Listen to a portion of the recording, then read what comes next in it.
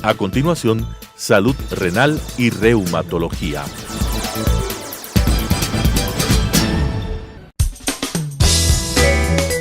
Clasificación A. Apto para todo público.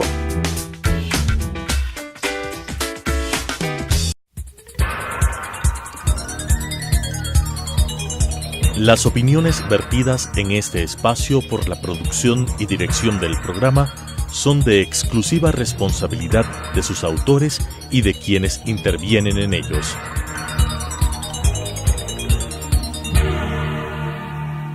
Telesucesos Canal 29 UHF presenta Salud Renal y Reumatología.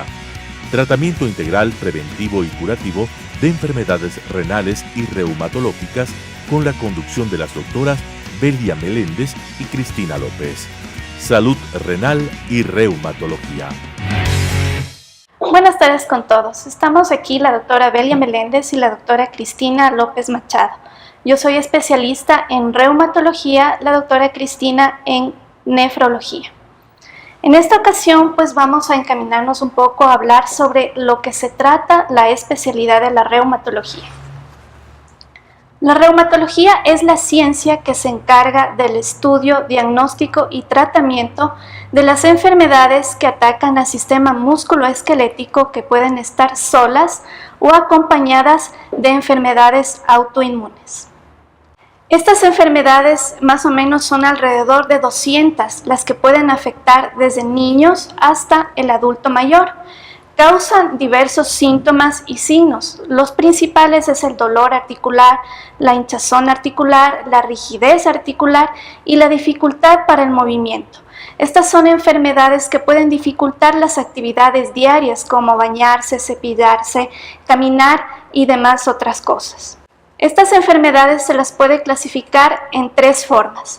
Son crónicas, es decir, que son enfermedades que se las lleva el resto de su vida, que merecen tratamiento de largo, pero que no tienen una curación. Sin embargo, estas enfermedades se las puede controlar con tratamientos efectivos que están encaminados para evitar el daño de otros órganos y sistemas.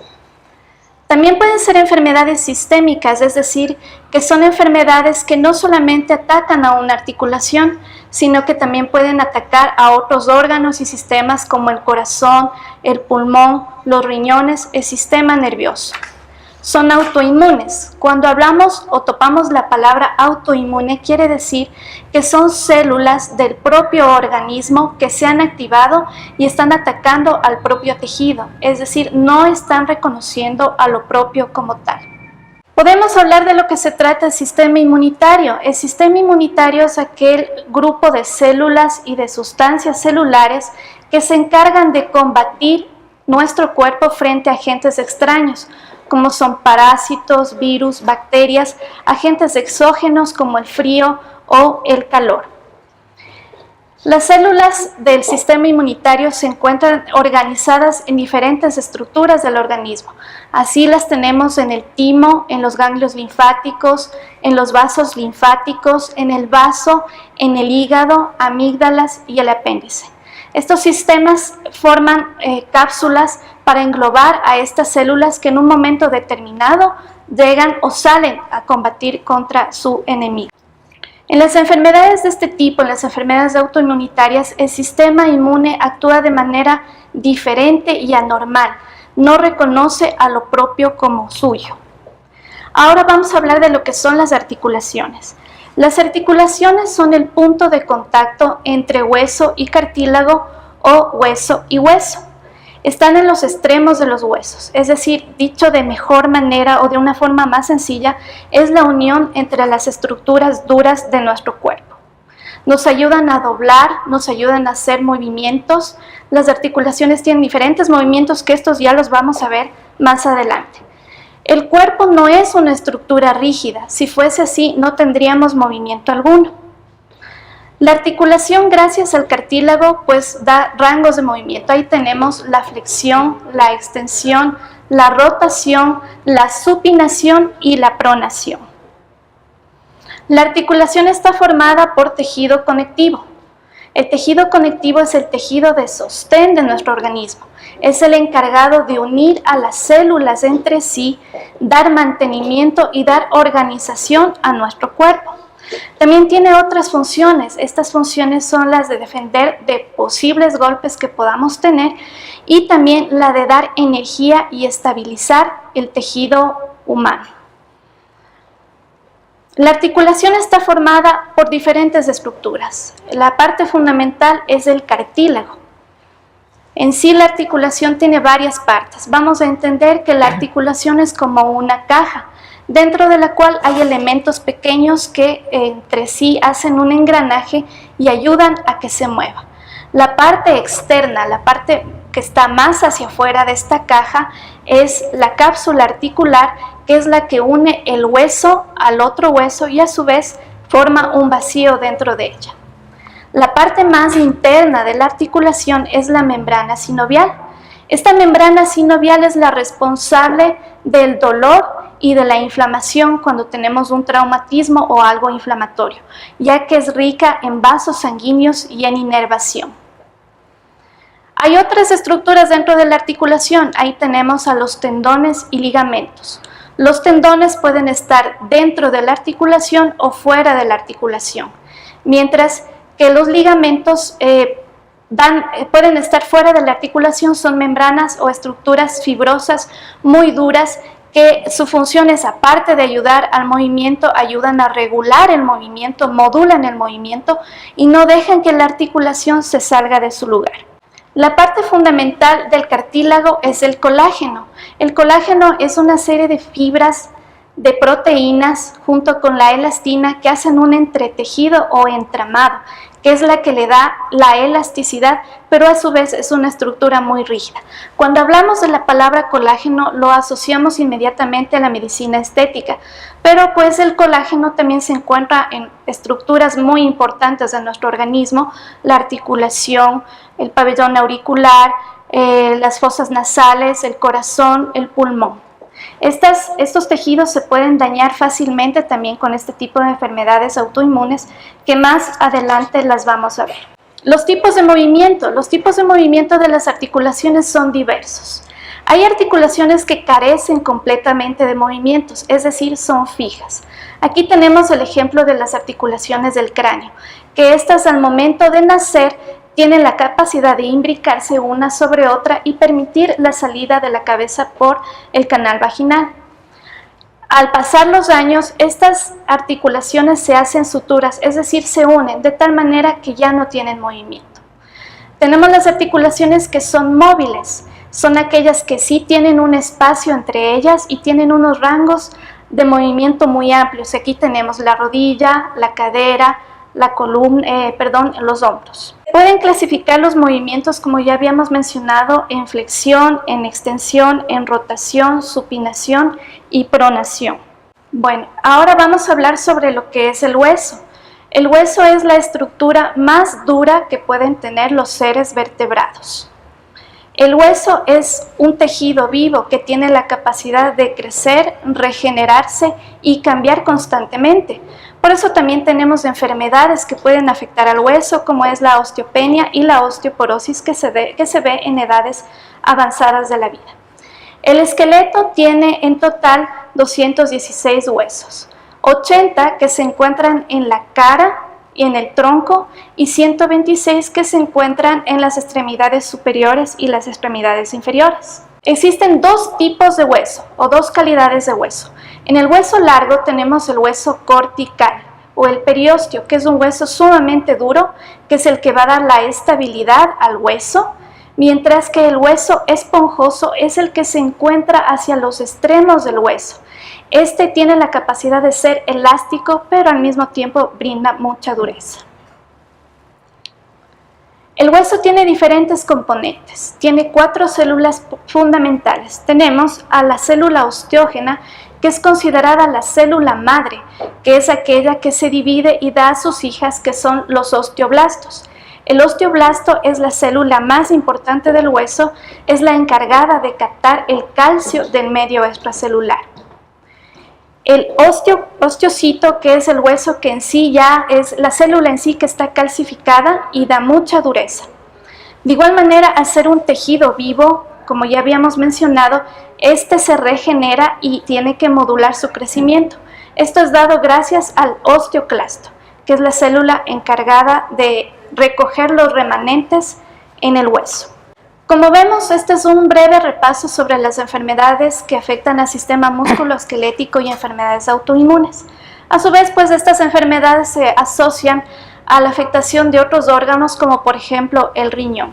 A continuación vamos a hablar sobre esta linda especialidad que es la nefrología. Buenas tardes, soy la doctora Cristina López. Les voy a comentar un poquito sobre la nefrología y las enfermedades renales y su implicación que tiene. Bueno, la nefrología, todos se preguntarán qué es la nefrología.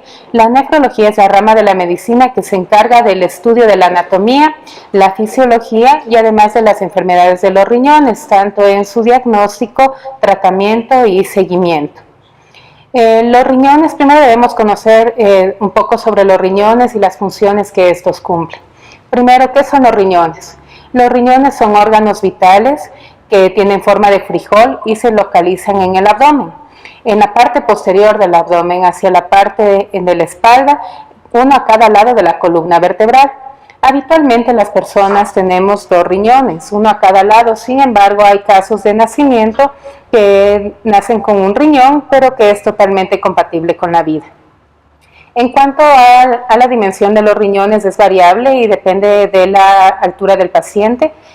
Pueden variar su longitud, su largo, entre 9 a 12 centímetros, dependiendo de las características del físico del paciente. En cuanto a las funciones que cumplen, son varias y la principal es el procesamiento de la sangre. Cuando me refiero al procesamiento, quiero indicar que se encargan de mantener en el cuerpo los componentes que sirven en alguna manera para su utilización y excretar los productos de desecho junto al exceso de agua. Habitualmente los riñones, en un término aproximado, procesan 190 litros de sangre al día. Pero ustedes se preguntarán, ¿pero cómo procesan tanta sangre y solo se eliminan aproximadamente 2 litros de orina? Esto se debe a que dentro de los riñones hay pequeñas estructuras llamadas nefronas y los túbulos renales que sirven para poder recolectar lo bueno, reutilizar y solo excretar los productos de desecho y concentrar la orina para no perder demasiados líquidos. Además de eliminar los desechos, los riñones van a liberar 3 hormonas importantes: la eritropoyetina, la renina y el calcitriol. La eritropoyetina tiene la función de estimular la médula ósea para producir los glóbulos rojos y de esta manera fomentar la producción y evitar la anemia. Es una hormona muy importante. La renina se encarga de la regulación de la presión arterial, junto con otras hormonas es la que estimula para el aumento de la presión arterial. Y el calcitriol, que es la forma activa de la vitamina D y que ayuda al metabolismo del calcio y fósforo en los huesos. En otras palabras, ayuda a mantener el calcio y fósforo dentro de la estructura del hueso y a evitar que estos componentes se localicen en estructuras que no son óseas, como por ejemplo articulaciones, tejidos blandos como músculos y como grasa. En cuanto al funcionamiento renal, cuando nosotros hablamos de funcionamiento renal, hacemos referencia a la eficiencia que tienen los riñones para limpiar la sangre de desechos. Para esto existen varios métodos, tanto laboratoriales, con isótopos radioactivos o por medio de exámenes de sangre y con fórmulas especiales que habitualmente usamos, y podemos calcularlo y se llama el aclaramiento de creatinina, que es el más utilizado y el que es más accesible tanto en los centros hospitalarios como en la consulta médica habitual. Para nosotros decir que las personas tienen un funcionamiento renal normal, debemos tener un cálculo aproximado mayor del 90%, que estaría dentro del rango normal. En base al funcionamiento renal también podemos hacer el diagnóstico de enfermedades renales, junto también con otros tipos de exámenes, entre los principales el examen simple de orina. En cuanto a las enfermedades renales, estas tienen una amplia variedad. pueden afectar a las personas en cualquier etapa de su vida, desde edades muy tempranas, desde el nacimiento por enfermedades congénitas, hasta etapas ya avanzadas de adultos mayores. Pueden ser congénitas, hereditarias, adquiridas, inflamatorias, inmunológicas, que son las que se asocian mayormente a las enfermedades reumatológicas.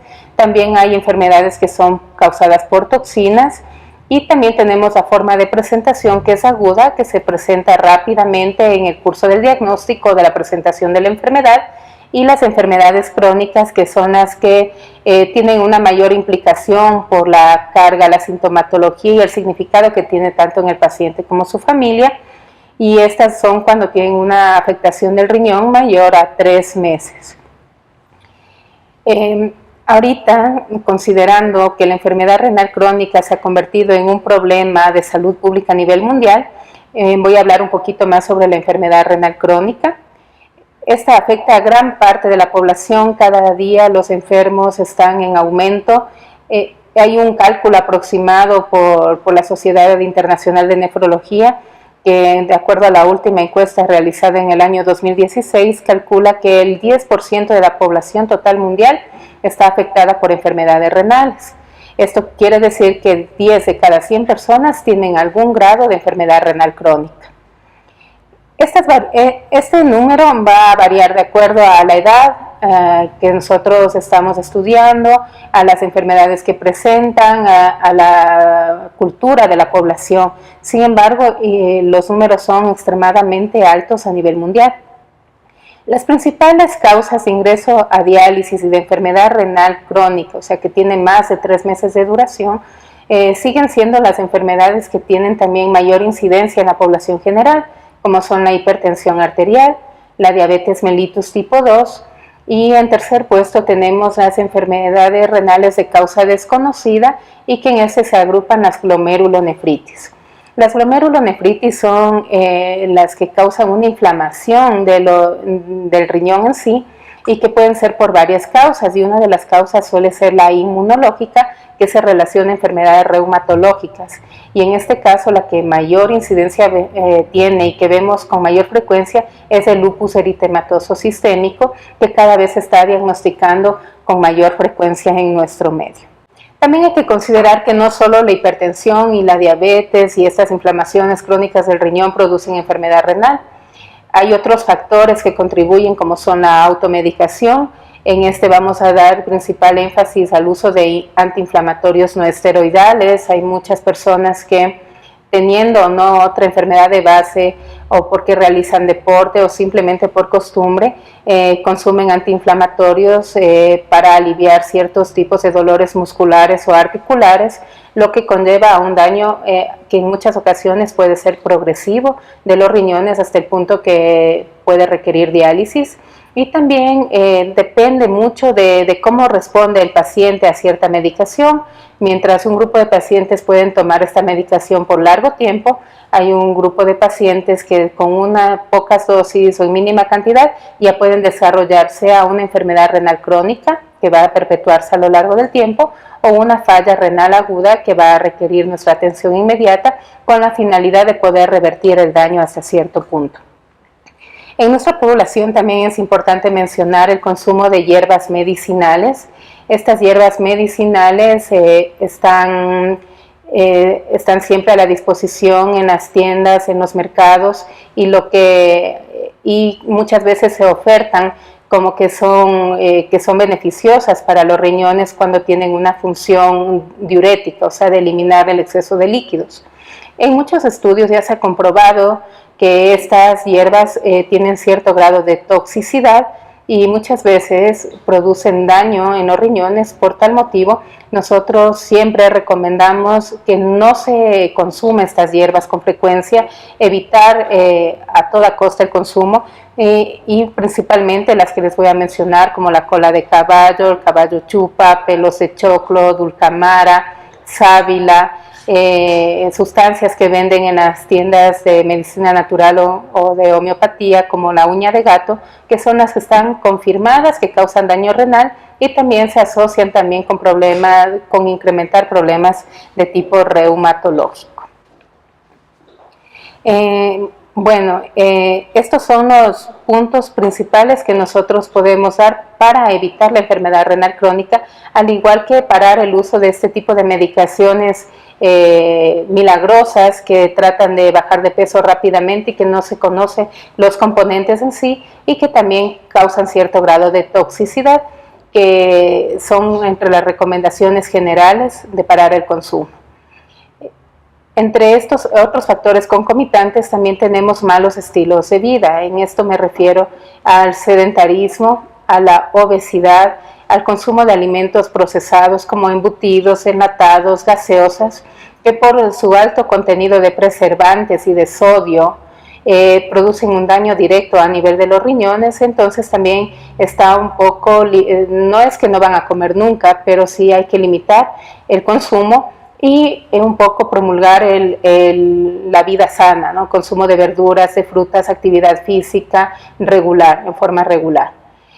Esas son las recomendaciones que se pueden hacer a nivel general para poder evitar la enfermedad renal crónica, y también en las personas que ya tienen diagnósticos conocidos de enfermedades inmunológicas como artritis, lupus, enfermedades metabólicas, diabetes, hipotiroidismo o la hipertensión arterial, que es un diagnóstico bastante común en nuestro medio. Pues acudir a controles frecuentes y evitar todas estas sustancias que pueden contribuir a que los riñones se dañen a corto o largo plazo.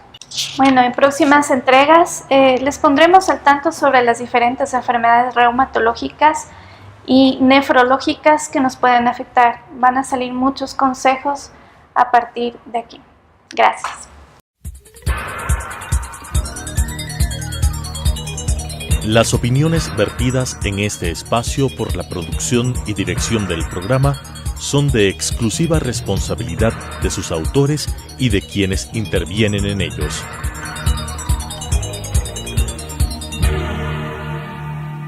Telesucesos Canal 29 UHF presentó Salud Renal y Reumatología. Tratamiento integral preventivo y curativo de enfermedades renales y reumatológicas, con la conducción de las doctoras Belia Meléndez y Cristina López. Salud Renal y Reumatología.